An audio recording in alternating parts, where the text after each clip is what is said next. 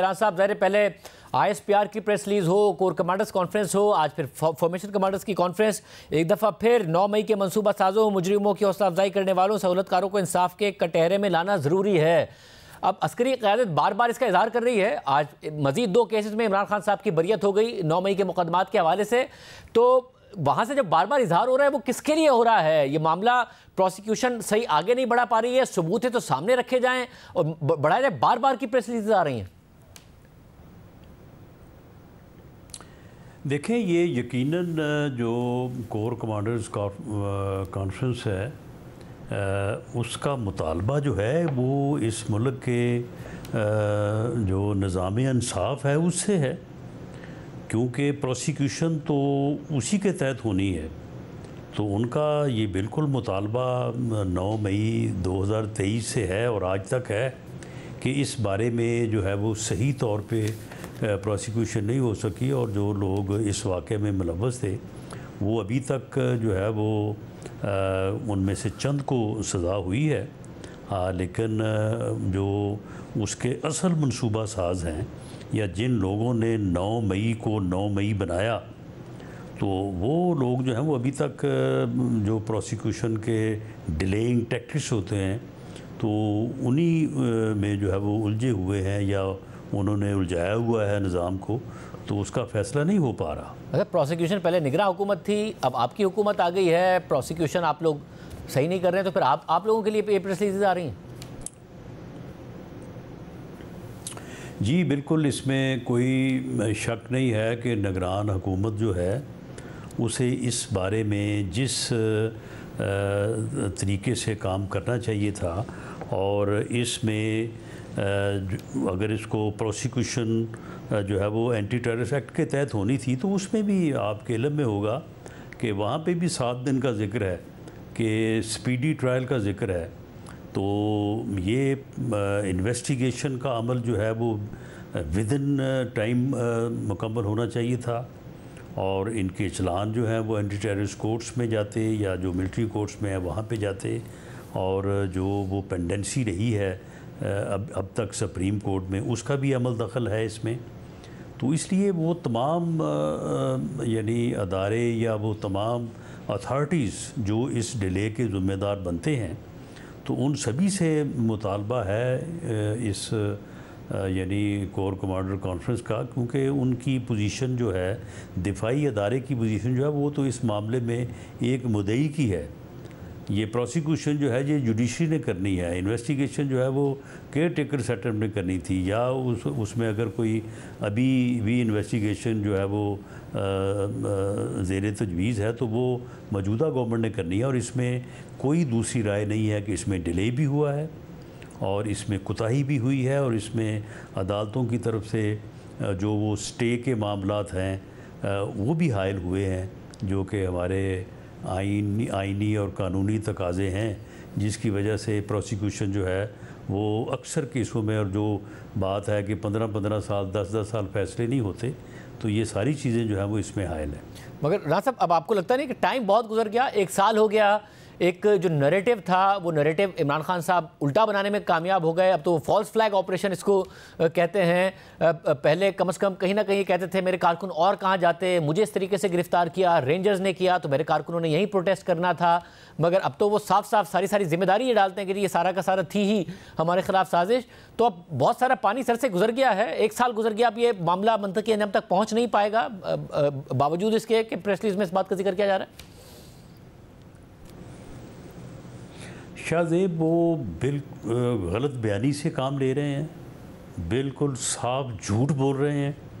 उन्हें ख़ुद पता है कि वो ख़ुद इसमें मुलव्वस हैं, उनकी लीडरशिप जो है वो इसमें मुलव्वस है, उनकी अपनी आवाज़ें हैं, उन्होंने ख़ुद ट्वीट किए हैं, ख़ुद उन्होंने उस दिन जो है वो इधर उधर मैसेज भेजे ताकि उनके नंबर बने कि जी हमने ये कर दिया, हमने ये कर दिया है।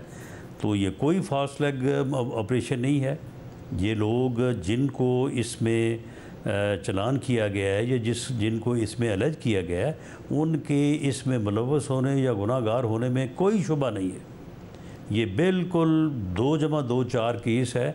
अब इसमें ये है कि अदालतों में जो है वो डिले हो रही है या हुई है, और उसमें ख़ास तौर पे जो स्टे था कि जब भी इनको फ़ौजी अदालतों में चलाने की कोशिश की गई तो वो सुप्रीम कोर्ट से स्टे हो गया। वो स्टे जो है तकरीबन कोई 10 महीने बाद जब वो दोबारा केस लगा तो फिर कहा गया कि जी जिन लोगों को आपने बरी करना है या जिन लोगों को उतनी सज़ा देनी है जितनी देर उन्होंने जेलों में गुजारी है तो उनका फ़ैसला कर दें, बाकी फ़ैसले रहने दें।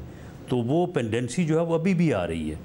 और दूसरे जो केसेस एंटी टेररिस्ट कोर्ट्स में हैं तो वहाँ पे भी किसी जगह पे गवाह नहीं पेश हो रहा है, किसी जगह पे वकील नहीं पेश हो रहा है। जो एक हमारे ये जो निज़ाम अदल है या जो हमारा प्रोसिक्यूशन सिस्टम है उसके जो लाकूनाज हैं उससे जो है वो मुलज़म फ़ायदा उठाते हैं और उस वजह से डिले बहुत सारे केसेस थे जिसमें रहनुमा जो है ये बहुत सारे केसेस थे जिनमें रहनुमा गिरफ्तार थे, पेश भी बाकायदा हो रहे थे, उनके वकला भी पेश हो रहे थे, मगर फिर बाद में कभी एमपीओ के तहत कभी किसी दूसरे केस में उन्हें गिरफ्तार किया जाता। अब खवातीन हैं, डॉक्टर यास्मीन राशिद साहिबा हैं, दीगर खवातीन हैं, वो तो कैद में हैं, पेश भी हो रही हैं, वकला भी पेश हो रहे हैं, मगर कभी एक कभी दूसरा केस। तो उन्हें कौन सा रिलीफ मिल गया जो पेश हो रहे हैं, या उन्हें कौन सी सजाएं मिल गई?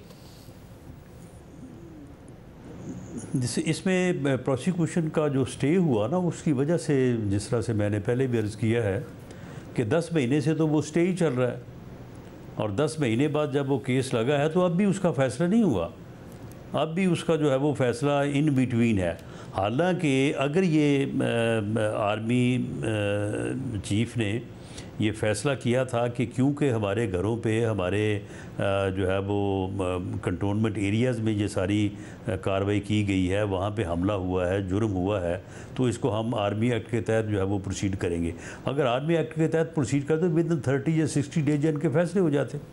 जो लोग बेगुनाह थे वो बरी होकर घर जाते, मगर जो गुनाहगार थे वो अब तक अपनी सज़ा पूरी कर चुके होते।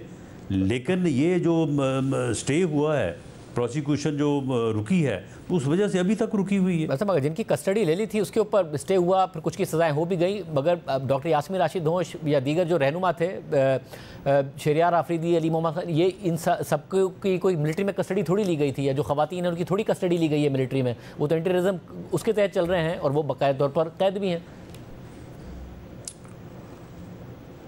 लेकिन इनके केसेस जो हैं उनको डिसाइड किया गया था कि उनको जो है वो मिलिट्री कोर्ट्स में ट्रायल किया जाए। नहीं, सब नहीं किया गया था। कुछ की जो है वो कस्टडी ली गई थी, कुछ की कस्टडी जो है वो अभी इन प्रोग्रेस थी, तो उसमें बाद में जो है वो स्टे हो गया। जिन साहिबान का आपने नाम लिया है, मेरा ख्याल है कि वो GH के हमले के में उनको मुलव्वस करार दिया जा रहा है। तो बिल्कुल वो केस जो है वो तो मिलिट्री कोर्ट से ट्रायल होने वाले केसेस में था। साहब मगर देखिए, एक तो ज़ाहिर है अब अभी तक की जो एविडेंस है वो सामने रखी जाए, मामला आगे बढ़ाए जाए, बजाय इसके कि वज़ीर आज़म ने काली भेड़े कह दिया जजिस को कि वो जी इमरान खान को रिलीफ देना चाहते हैं। आज जब उठाया सवाल, जैसे जमाल मंदूखेल ने, जैसे अतर मिनल्लाह ने, तो अटॉर्नी जनरल ने कहा कि वो मौजूदा जजिस को नहीं, रिटायर्ड जजिस के बारे में रिमार्क था। अब तो खड़े रहते बात पर, क्योंकि वज़ीर आज़म ने तो बाकायदा मौजूदा जजिस के बारे में बात की थी। जैसे अतर मिनल्लाह ने कहा कि जी फिर रेफरेंस लेके अगर काली भेड़े हैं। नहीं, लेकिन जिन लोगों ने ये सवाल उठाया है वो लोग तो काबिल फ़ख्र जजेस हैं। उनके फ़ैसले, उनका जो अपना है यानी मयार इंसाफ करने का, उसके ऊपर तो मेरा नहीं ख्याल कि वज़ीर आज़म का उनकी तरफ इशारा था या वज़ीर आज़म का उनसे मुतल्लक जो है वो मौक़िफ़ था। लेकिन हाँ, जजेस में ऐसे लोग रहे हैं, अब भी कोई जो है वो कह नहीं सकता कि कोई नहीं होगा, लेकिन किसी को खैर नाम तो नहीं लिया जा सकता। तो जिन लोगों को आज हम याद कर रहे हैं और जिन लोगों के फ़ैसलों से मुतल्लक, अब जुल्फ़िकार अली भुट्टो का जो फ़ैसला आज 45 साल बाद सुप्रीम कोर्ट ने कहा कि वो एक दबाव में गलत फ़ैसला था, जुल्फ़िकार अली भुट्टो को इंसाफ नहीं दिया गया। मियाँ नवाज़ शरीफ के केसेस के जो आप फ़ैसले हुए हैं, तो उसके बाद आप उन जजेस को जो उस वक्त इन चीज़ों को करने में जो है वो पेश थे, उनके मतलब क्या अल्फाज आप इस्तेमाल करेंगे? ये इंतहाई वैसे बाइस अफ़सोस बात है, लेकिन बहरहाल ऐसा हुआ है, ये हमारी तारीख़ का हिस्सा है। मगर राना साहब, एक वक्त था इमरान खान साहब का जब अच्छा टाइम चल रहा था, ताल्लुकात उनके बहुत अच्छे थे, तो जिसको दिल चाहता था जेल में डाल दिया, ऐसे ऐसे मुकदमात बनाए गए, एहसन इकबाल के साथ ज़्यादती की गई। हमने देखा कि शाहिद खाकान अब्बासी साहब हों, मिफ्ता इस्माइल साहब हों, मरीम नवाज साहिबा हों, कैसे कैसे मुकदमे बनाए गए। आपके साथ तो सबसे काला मुकदमा अगर किसी का बना तो वो आपके ख़िलाफ़ बना, जो सबसे ज़्यादा ज़्यादती आपके ख़िलाफ़ की गई। मगर फिर जब अच्छा टाइम ख़त्म हुआ तो कुछ नहीं हो पा रहा था उनसे। अब मसला ये है कि यहाँ पे अगर कुछ केसेस मेरिट पर भी बनते हैं, जिसमें 9 मई तो जाहिर है जो वायलेंस हुआ वो सब ने देखा और बहुत ही अफसोसनाक है, आपको नहीं लगता कि वो अब वक्त निकल गया कि अब मामलात आगे बढ़ाई जाएं और सज़ाएं दी जाएं? जो वक्त था वो निकल गया।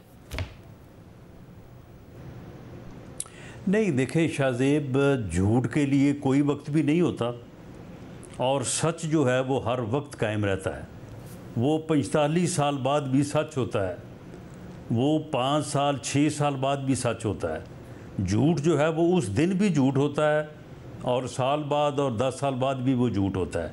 9 मई का वाक़या जो है ये एक सच है, ये एक हकीकत है और इस हकीकत को 9 मई के दिन जो जुर्म हुआ है उसको सरजद करने और करवाने के लिए बाकायदा पूरा 1 साल जो है वो बानी पीटीआई ने मेहनत की है। एक एक दिन, एक एक उसका एक्शन जो है इस बात का गवाह है। इसलिए इसके लिए कोई वक्त जो है वो नहीं गुजरेगा। हाँ, ये ज़रूर है कि इसमें उनका मिलिट्री ट्रायल होना है, तब भी अगर मिलिट्री ट्रायल नहीं होना तो उन्होंने आम जो ऑर्डनरी एंटी टेररिस्ट कोर्ट्स हैं वहाँ पे ट्रायल होना है। ये अब हो जाना चाहिए। अब इसमें फ़र्दर जो है ये स्टे ऑर्डर्स और फर्दर जो है वो पिटीशन जो है ना वो नहीं होनी चाहिए। ये मैं समझता हूँ कि सुप्रीम कोर्ट के मुअज़्ज़ज़ चीफ जस्टिस साहब को इस बात का नोटिस लेना चाहिए और जो कोर कमांडर्स कॉन्फ्रेंस है उसका भी कमो बेश मेरा ख़्याल है कि जो उनका मुतालबा है या उनकी रिक्वेस्ट है या उनका जो कहना है वो उसी तरफ इशारा है। तो ये जो है उनको चाहिए कि इसके रास्ते में जो हायल स्टे ऑर्डर्स वगैरह हैं उनको ख़त्म किया जाए और मिलिट्री ट्रायल होना है। तब भी तो दोबारा सुप्रीम कोर्ट के पास ही अपील आनी है ना, तब वो कौन सी सज़ा जो है वो फ़ाइनल हो जानी है। और अगर उन्होंने एंटी टेररिस्ट कोर्ट में चलना है तो वहाँ पे चले और ये फ़ैसले जो है वो होने चाहिए।